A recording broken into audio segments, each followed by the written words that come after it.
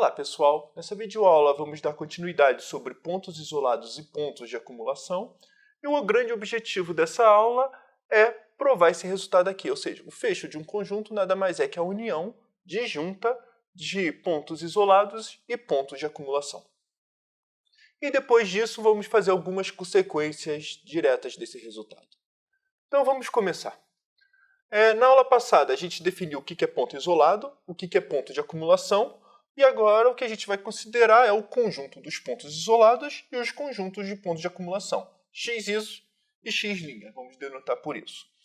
Além disso, uma pequena observação é que tanto os pontos isolados quanto os pontos de acumulação estão dentro do fecho de x. Isso aqui é uma observação.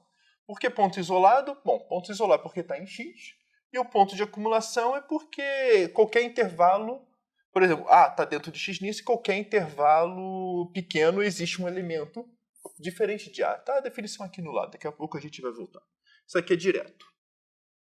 E além disso, os pontos isolados de interseção com os pontos de acumulação é vazio. Ou seja, não existe ponto que está ao mesmo tempo aqui e aqui. Isso é esperado. A definição é uma totalmente contraditória à outra.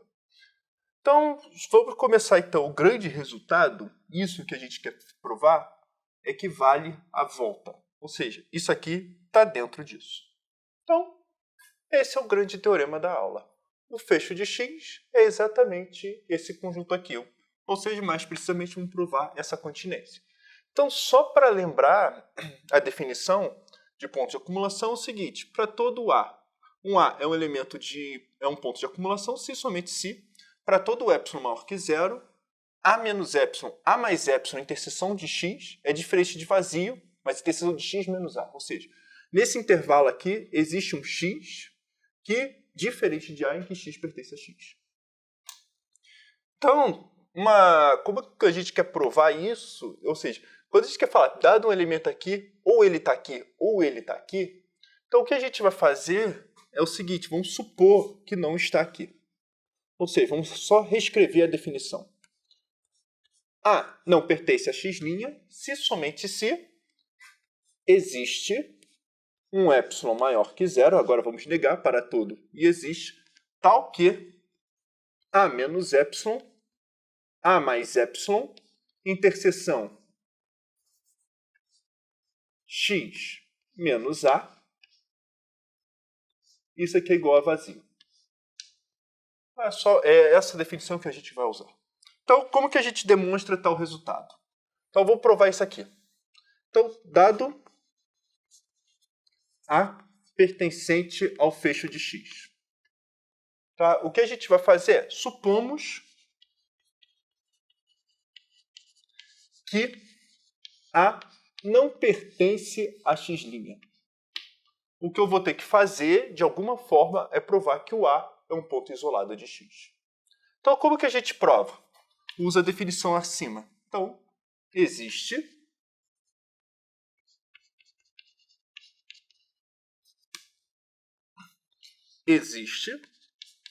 Agora, eu vou trocar o epsilon por r para ficar com ponto isolado. R maior que zero, tal que A menos R, A mais R, interseção x menos A é igual a vazio. Por outro lado,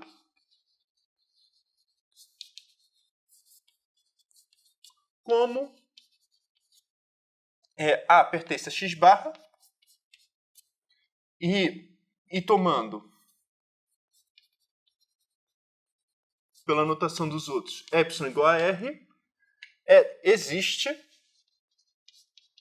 um elemento x pertencente a A menos R, A mais R, interseção x.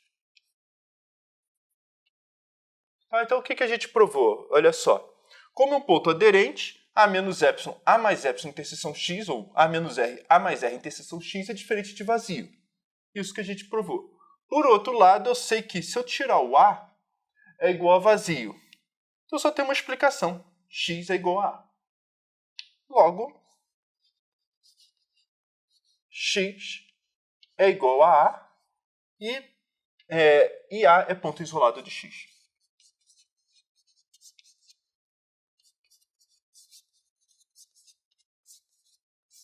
Ou seja, A pertence a X, isso. Isso prova a continência. Ou seja, dado o elemento aqui, ou ele está aqui, se ele está aqui, acabou, ou ele não está aqui. Se ele não está aqui, eu concluí que está no X isolado. Então, só vale a continência por outro lado. Então, baseado nesse resultado, temos algumas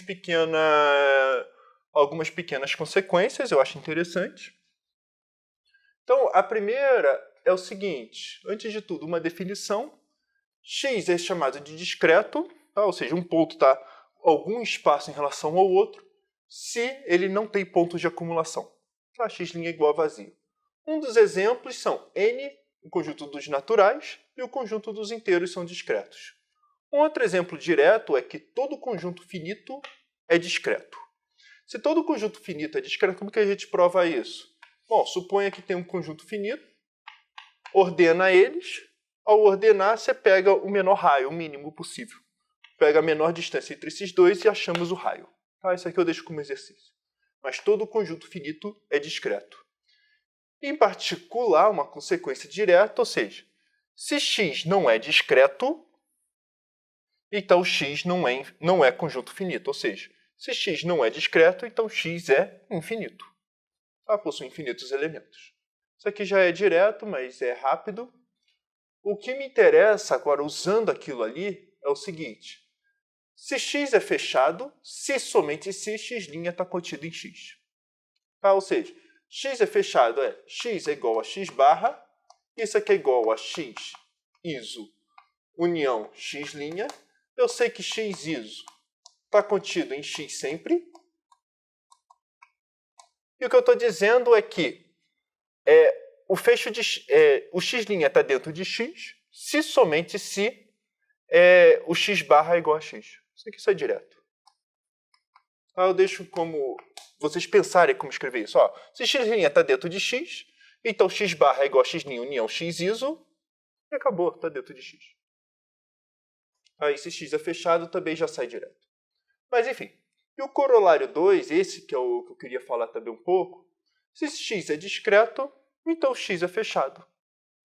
Isso aqui sai direto, porque x' é igual a vazio, e isso aqui está contido em x. Já foi direto. E consequência disso, que sai, vamos dizer, muito rápido, n e os inteiros são fechados. E qualquer conjunto finito também é fechado, tudo essa jogada. Mas, só para dizer, tem outros pontos de vista. Dá para olhar rapidamente se o conjunto é discreto, então ele é fechado. Então, basicamente, é isso que eu queria falar para vocês.